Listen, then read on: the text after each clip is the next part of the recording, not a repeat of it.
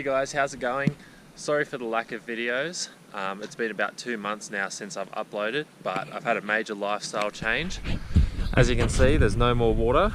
Well, there is water, but it's snow. So I'm actually working at Tickets at Mount Hotham. It's in Victoria. It's a really nice spot. I've been really enjoying it. Nicola's actually working in the lift department as well, so we're both working here for the season. We've got about a month and a half left until we head back to Port Macquarie to start our spearfishing videos again. But for now, I just thought I'd give you guys a bit of an update on what's been happening and how everything's going, so you know that I haven't perished at the depths of the sea. But yeah, so today's video, I think I'm just going to do a bit of a car update. There's not much to do around here because trout season hasn't started yet. It starts on the 6th or the 8th of September. I'm not too sure. I think it is the 6th. And then after then, I'll probably try to get a few trout videos out for you guys. There's a few really nice spots just down the road from our house that are actually full of trout supposedly. So I'm pretty keen to upload videos, but that's why I haven't had too many video ideas as of late, is because the trout season's closed. So I think I'm just going to do a little car video, just a bit of a personal update, and then maybe do a bit of forward driving and suss out a few spots to go trout fishing, because there's only really 3 weeks left, so super keen. So as you may or may not know, at Hotham here it's really cold and it does take a toll on vehicles. With mine it's mainly cosmetic damage, just because I've been leaving it outside. Cool, warm. Snow's been falling on it, so there is a few things to fix up when I get home to make it get in tip-top shape again. But for now, I'm just going to do a bit of a walk around, what I've done to the car, what are my future plans, and we'll go from there. So we'll start at the front end. I've parked on the snow to make it look a bit cooler. So up the front we've got an X-Rocks bull bar, which has been modified for a 2-inch body lift, but I actually don't have the body lift in at the moment because I got defected. So the approach angle is really good on this car at the moment, just because the bull bar's lifted another 2 inches from factory. Underneath we just have some eBay bash plates, 3mm I think. They do the job quite well. Under here we have our Ironman 17,000 pound winch with steel cable. I've had 3 4x4s before this one, and all with synthetic rope, and I've just had nothing but problems with them. People rate them, the synthetic rope, but I really don't. Just got a hook here to attach the steel cable onto, and the winch hook. I do not recover off this point. I use my factory recovery points. They're not rated either, so I don't suggest doing that. But for now, it's all I got. King's LED spotlights, they're the 9-inch spotlights, and then just an SCA 22-inch light bar, just a single row light bar. As you can see, I've got a GU hood scoop on the top wrapped in carbon fibre, same with the hood. One thing, if you do go to the snow and you do have a wrapped hood, make sure to get good vinyl, because it will crack. Mine was only rated to -15 and it wasn't used to having snow on it. It's already 3 years old and it's actually starting to crack. You can't really see them right now, but there are little micro cracks all over the wrap. So I do have new wrap at home ready to go on. Coming around to the side here, just got an eBay snorkel. I think it was like $120 and I installed it myself when I first bought the car. Painted guards black. Underneath the suspension, I've just got a Tough Dog 2-inch suspension lift. I'm going to be changing that up soon and going Ironman as well. In the back, Petters 3-inch lift kit just underneath. As you can see, I've already diffed out on the snow, which is pretty funny. Just got a high mount tow bar there. Tyres, I'm running 32s, but I've got a set of 33s at home ready to whack on. I just thought that the 32s were better for these conditions, just because I don't want to wear my 33s down while I'm here. King's rooftop tent, It's not the Weekender, it's the other model, I forget what it's called, it's the larger one.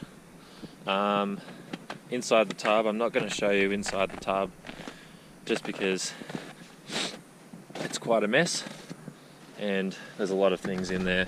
I've got chains, fishing rods, tarps, a pink toboggan, so fitting. But in the tub I've got a big fridge slide which slides all the way out, and I've also got my dual battery hooked up. I made a custom canvas cover for the top of the tub so snow doesn't get in.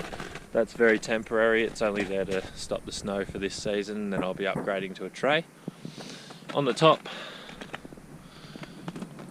just got a 110 watt solar panel.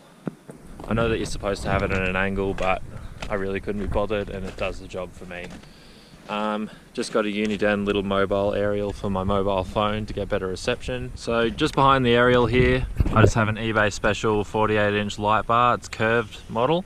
It hasn't given me too many problems now, but I'll probably upgrade it to a big red curved light bar, same size, 48-inch, just to get that better quality light coming out of the top. I'll probably move it back a bit just because it does emit a bit of glare through the windshield, not from the hood because it's wrapped in carbon fibre and it's a blackish colour, so it doesn't reflect off the hood, mainly just the windshield, which is because I've mounted it too far forward. So I'll probably just riv nut that when I get the big red one a bit further back, so that way it doesn't blind me when I turn it on. Alrighty, so going into the engine bay, we have our GU hood scoop. Underneath there, when we get home, I've got a 4Front Industries transmission cooler, which is going to mount on top of the motor underneath the scoop, so it gets cool air through.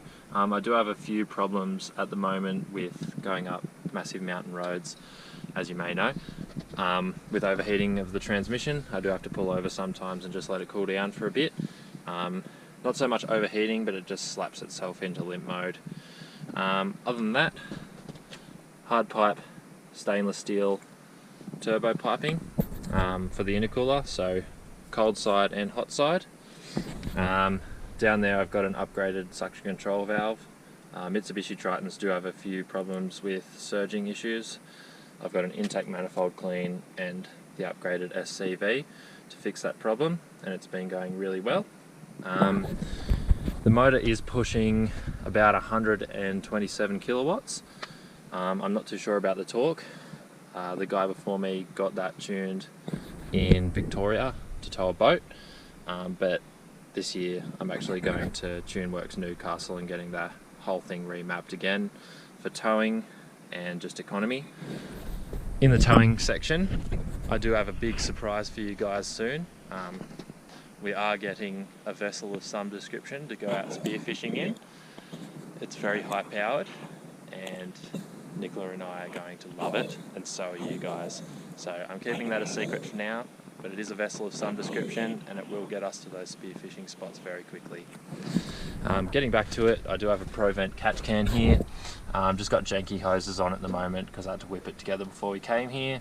But I do have a set of ProVent hoses back at home at the moment, which I'm going to put in this afternoon. K&N air filter just in there, haven't had a problem with it so far, and I've done about 40,000 Ks with it. Does very good. I've got my coolant reservoir overflow relocation kit just there. About that's about it.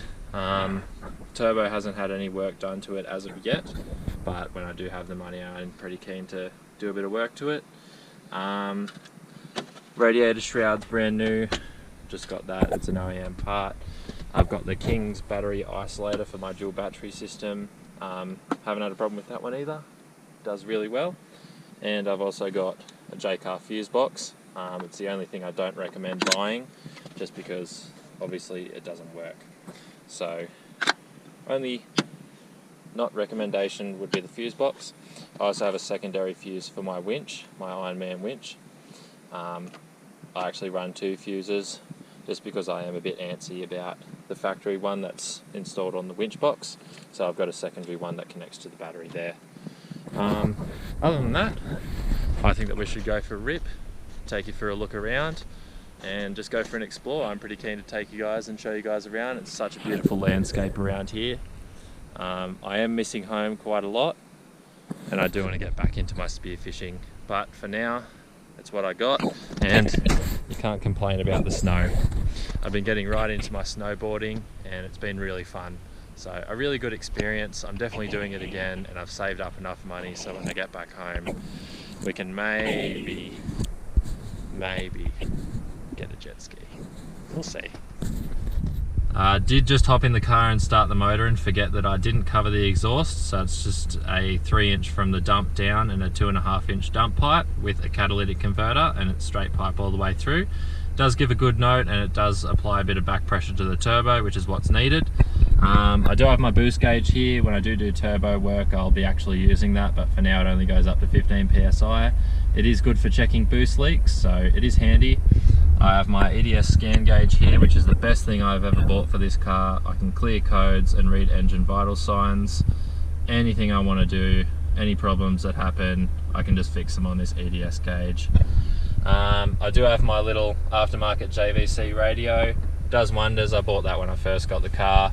I do have quite a few interior mods, LED lights for little lights in the doors and on the roof console, and I do have an aftermarket reversing camera, which is just here, and that also does really well as well.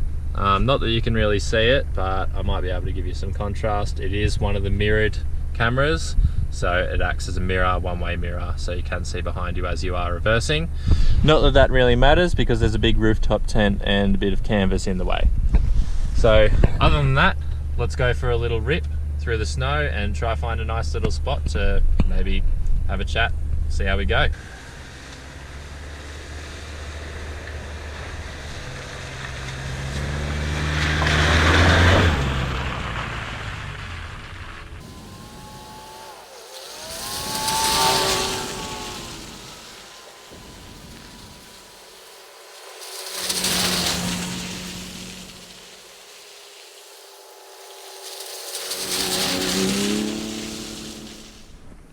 So as you can see back there, I was parked off to the side of the road a bit. I am a big advocate for staying on the trails, definitely in alpine areas, definitely where there is snow. I know it seems like a lot of fun, but you can do a fair bit of damage to the native flora that lies underneath. So just make sure you stay on the trails, guys. There is a pullover area back where I was parked for the summertime, but I just wanted to get off the trail. As you could see, there were 3 other 4x4s that came past as soon as I filmed that little bit of clip. So just a word of advice, stick on the trails. Please don't do any damage to this beautiful area so everyone else can enjoy it, just like I have and just like those guys have.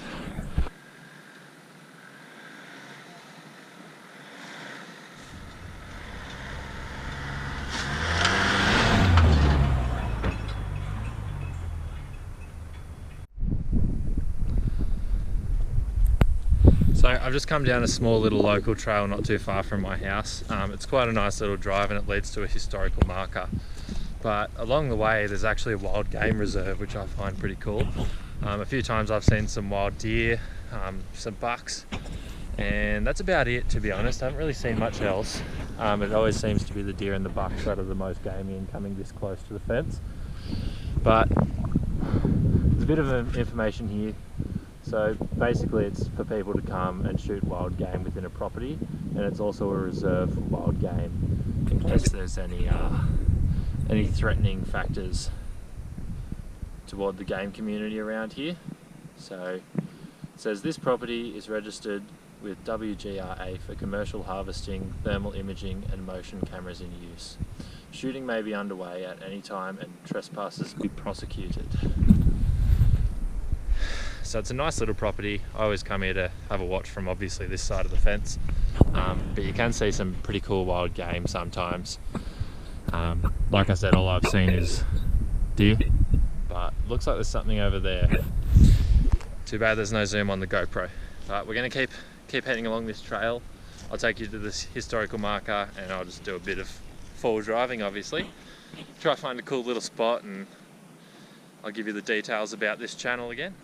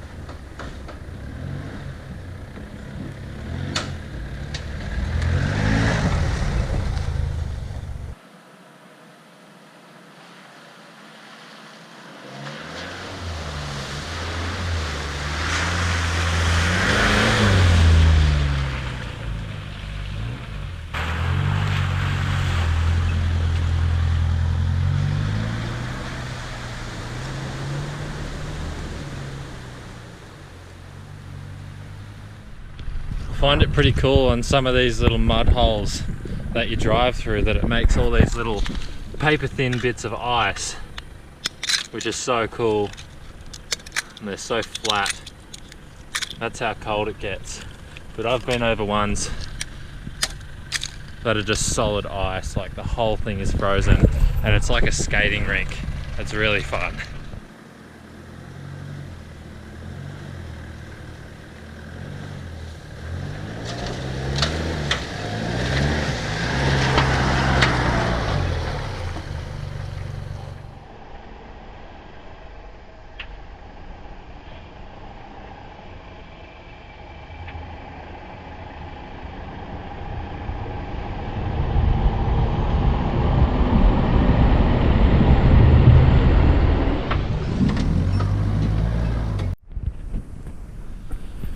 So I'm going to end the video there, guys. Thanks for watching. If you like this video, remember to give it a thumbs up and subscribe like always. I'm going to go look for trout ground next week, as well as visit a trout farm down at Bright. Nicola and I have already been there once before at the start of the season. We'll post some photos of what we caught down below. But yeah, super keen. We're going to use hookless lures, and then when we want to catch a fish, we'll just put a little treble on the back of one because they're quite easy to catch. It's a bit of cheating, but we can't really do too much until that trout season opens up. It's not too far away, so I'm hoping to push out some more content for you guys. But until then, I'm going to just keep making these little update videos. Thanks for watching again. I'll see you next time.